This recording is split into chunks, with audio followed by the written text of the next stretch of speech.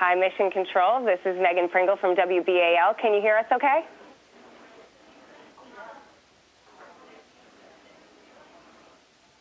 We heard you loud and clear, Megan. This is Megan Pringle from WB. Great. Is that Colonel Virts? It is. Good to talk to you. Well, great to talk to you. Good morning. I have so many questions for you. Tell us what that landing was like. Yeah, that was amazing. I had only flown on the space shuttle before, and taking off on the Soyuz rocket was really cool. It was a little bit different. But it was pretty spectacular. A lot of G-forces, a lot of banging when the engine shut down, and it was definitely a ride that I will remember for a long, long time. Since you've been there, and I know it hasn't been long, but what's been the biggest surprise or possibly adjustment to you, either physically or just emotionally? You know, the thing that I was surprised about was how much easier it was this time to adjust the space. Last time was my first space flight, and this is my second space flight. And I just adjusted a lot quicker. There's still a few things. Your head gets stuffy because all the fluid floats up in your head. So there's a little bit of that. But for the most part, when I got here, it was like riding a bike. I remembered everything just like I had done a few years ago.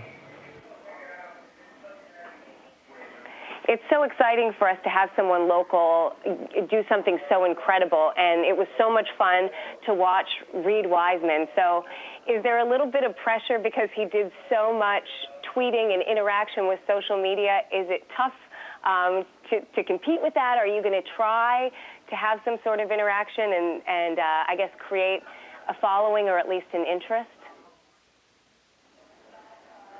Well, there's no competition. I can never compete with Reed Wiseman. But Reed is awesome. He's also, as you know, a fellow Baltimore native.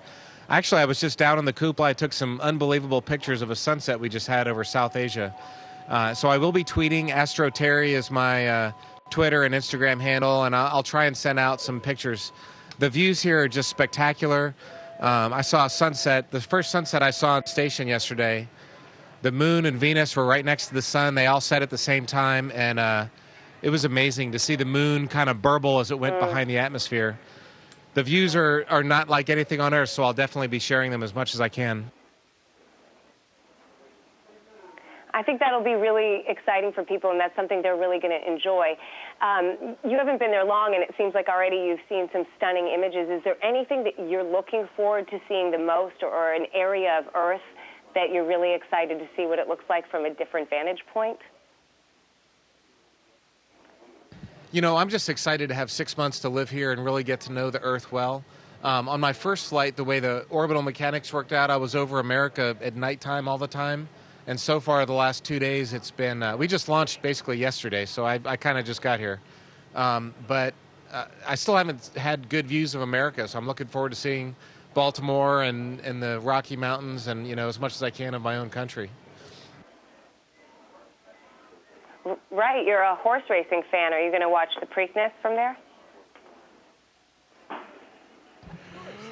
Yeah, we'll be watching. Well, I should still be here during the Preakness. Yeah, it depends on the timing of the landing, but that's. I will be here for opening day for the Orioles and hopefully the Super Bowl for the Ravens, and we got a lot of sporting events to look forward to. Butch here, my crewmate, Station Commander Barry Wilmore's a big sports fan too. Oh, good. Well, that'll be fun. Now, what about the hometown aspect? I know it's got to be very exciting for this area, in particular Howard County and Columbia. If there's any kids that are watching from Oakland Mills High School who may be interested in science, what would you have to say? Oh, my goodness, I just saw an image of you looking. Look at you guys. Can you do that again? Show us what that's like with the football and sort of walk us through what that's like. So you just now got the video downlink, huh? We've been spinning and doing all kinds of stuff. Yes, I've been listening to you, but I haven't been able to see you. Well, we've probably been watching it. This is just my first opportunity to see it. Okay, so go ahead. Since you're both sports fans, and I love that you're representing the Orioles, have you had like a game of catch? Well, we just got the football out. This is our first game of catch. But actually, one of the really cool things about living in space is learning how to throw something to your crewmate, because on Earth, when you throw something, it drops, and in space, it doesn't drop. And so you have to retrain your brain on how to throw things in a straight line. I know that we're going to be following you for quite some time, so we'll have to look forward to the football skills probably improving, and maybe baseball as well. Are you, do you have a position that you're going to play? Are you going to be like the running back of the International Space Station? Well, I think I would definitely, my 40-yard dash time would be pretty good since we're moving 17,000 miles an hour. I'm hoping he's a running back because I'm going to be the defensive linebacker. Yeah, you're a big sports fan, I hear.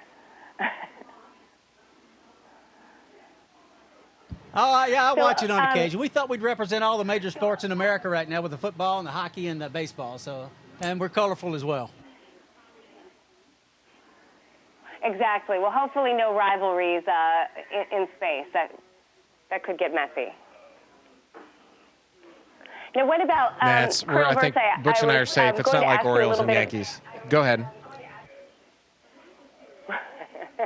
I think you were asking about Oakland Mills High School and what to tell kids. Sorry, I'll answer the kid question first real quick. It's a little bit of a time delay. Yeah, I would say if you have a dream, pursue it. You never know what's going to happen. And if you have something that you're interested in, if you have some God-given talents, go ahead and pursue those.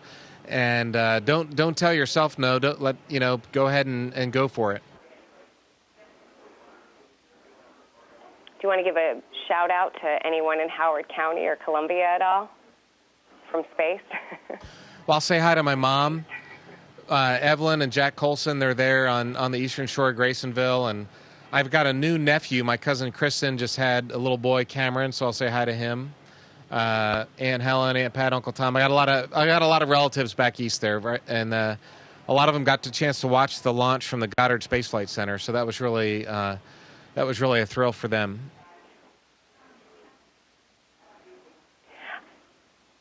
One thing that I read, I do follow you on Twitter, and I thought it was interesting that you mentioned your last meal while you were still on Earth, and it was shepherd's pie. Is there anything that you're going to miss the most or really look forward to when you do return?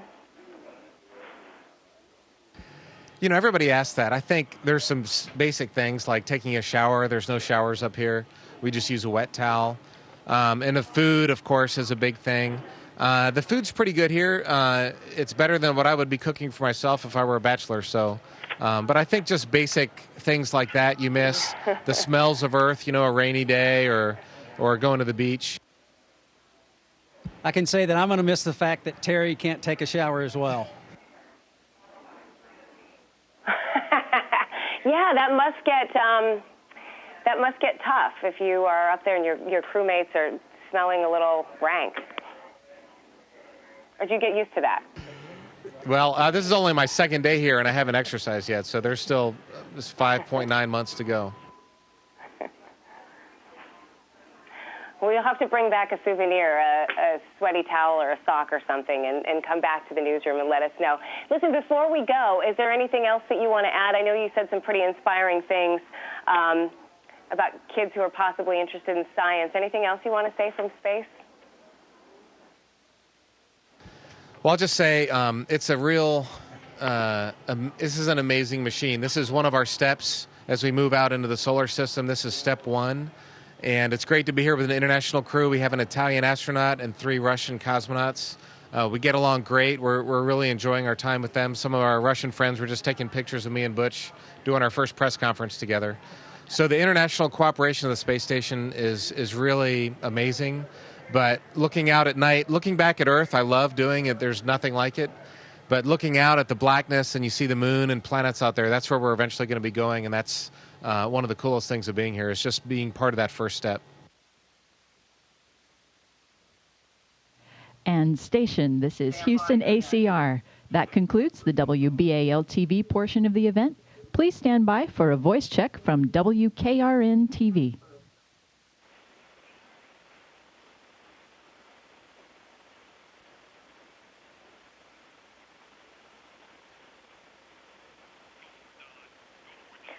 station. This is WKRN-TV. How do you hear me? Nashville, hello. We have you loud and clear. Hey, that is what we like to see. Captain Butch Wilmore, one of our own, a Mount Juliet native, Tennessee and Tennessee Tech grad, along with Captain Terry Virts, and of course sporting your Pred sweater. That's what we like to see. Both of you guys sports fans, do you get to watch? You know, we do. NASA's got a great system. They can uplink live games, and of course there's several games that we can ask to get taped, and they'll send them up in a special section for our, we can watch on our computer. So yeah, we can stay in touch. Well, we certainly like to see that. All right, Captain Butch, we want to start with you. Obviously, you're a hometown guy. For the first time, you took over as commander in charge of the ISS. I know that this is something you've worked hard for. How appreciative are you of what you get to do? I can tell you, it's just being here, and like right now, I'm floating, and just this, it's very, very humbling to have this opportunity, because there's so many people that would love to do it and love to just experience it for a few moments, and we get to do it for 6 months. So in that respect, like I said, it's very humbling, and it is obviously very challenging to finally get to the point where you can be here. So grateful for all the people along the way that helped out and trained us. All of our trainers, they're fantastic, and like I said, just an amazing place. You say you've been there, you're going to be there for 6 months. I know your first space flight was 11 days. So what is the big difference when it comes to training and actually being up there for such a long period of time? Well, one of the main things, the space station is very large. It's about as long as a football field and wide as a football field, with numerous systems, numerous capabilities, a lot of science that we do up here, a lot of payloads. So as far as the magnitude of the training started for Terry and I both about 2.5 years ago. So it's a long training flow because there's a lot that we have to, pound into our brains. So in that respect, that's the main thing. Certainly the shuttle flights were very busy, very detailed, but certainly not as much to know as far as the size and the different systems of the station. So I'd say that's the biggest difference. I know many of us just can't imagine what it is like in space. It's very neat to see what you guys are able to do while we're talking to you. Not that there is a typical day there, but what is a normal day for you on the space station? Well, a normal day for me starts with usually a flip. So I'll do this first thing in the morning just because, like I said, just because you can. And that's always exciting, the way to start the day. And then, of course, we have about 2.5 hours a day that we're scheduled to work out. With some resistive exercise and also aerobic training. You can kind of see this on the side right here. This is our space bicycle, and we also have a treadmill that we run on. So we do that 2.5 hours a day, every single day just about, to keep ourselves physically conditioned, to fight muscle atrophy and bone loss, those type of things. So we've come a long way in the past decade of learning what we need to do to combat those. So that's a big part of it. And obviously, the different various tasks, the science that we do is ongoing every single day, various different science aspects. And of course, there's maintenance as well. Just like in your home, your potty breaks. Well, our potty breaks too. And we have to fix that and other things. And there's also just upkeep. You've got to clean the vents and vacuum and do all those type of things. That's kind of normal. We typically do that on Saturdays. So the day is and that's probably the best part about it, is the variety. There's such a variety of things that we have the opportunity to take part in. Well, I know a new crew just joined you up there. And Terry, I think you are on that crew. What is the debriefing and the welcoming process like? Yes, I launched actually yesterday. And Butch and Sasha and Yelena were ready for us. We opened the hatch. They were all very excited to see us. And they had a good meal for us down in the Russian segment, a lot of food, which actually we were all starving because we hadn't eaten for probably 8 or 10 hours. So it was really fun. In the Soyuz, you're really cramped. You're sitting like this in this very small capsule for about 6 or 8 hours, like I said. And so by the time we got here, getting into the station, this big, giant, open area. So that was fun to all of a sudden feel like you're in open space. Well, Captain Butch, you are there until March, and I know you guys get this question a lot, but what do you miss most about being here? You know, honestly, this is such a unique place with such unique experiences every single day that I can honestly say that I really don't miss much. I don't miss not having a hamburger because the food here is different. I don't miss not having French fries because the food here is different. I don't miss not having to mow my grass, though I love mowing my grass, because the variety of things here is so very different. I'd say the one thing I miss my church. I miss my church family. So that's one thing that I do miss. And other than that, like I said, the experience is so different. There's too much to occupy our minds to really miss a lot. Well, obviously, this is your hometown news, and the people of Mount Juliet, Nashville, all over Middle Tennessee and Tennessee are so proud of you. What do you have to say to the people of Mount Juliet? I have to say that's God's country. Every time somebody asks me where I'm from, I tell them that's the first thing I say is God's country, and that's what I truly believe. And y'all live in a wonderful place, and I say, go Smashville. That's what we like to hear. Hey, they are playing great right now as well. I think you're a Vols fan as well. There's another Butch in charge over there for the Big Orange. What do you think about the job he's doing? Hey, you know, it's they're getting going here. I know they lost this weekend in a close-fought match, but things are turning around. We got high expectations for the years to come. All right, last question for you guys. For anybody that is watching this and is seeing what you guys are doing, maybe kids that, hey, one day I want to do this, what would your advice be to them? The main thing is, I think a lot of people have said it, and I agree, and that's do what you love. If you got a passion about something, pursue it, whatever it may be. And ultimately, you're looking for happiness in your life and how you can support and help others, and that's the main thing. And you never know if you put a lot of effort into something where it might lead, truly. So that'd be the main thing that I'd say. All right, Captain Terry Virts, Captain Barry Butch Wilmore, Mount Juliet's own, thank you so much for joining us. We are really honored to speak to you, and we are very proud of you, Captain Butch. Thank you. Super, it's our pleasure. We've had a ball.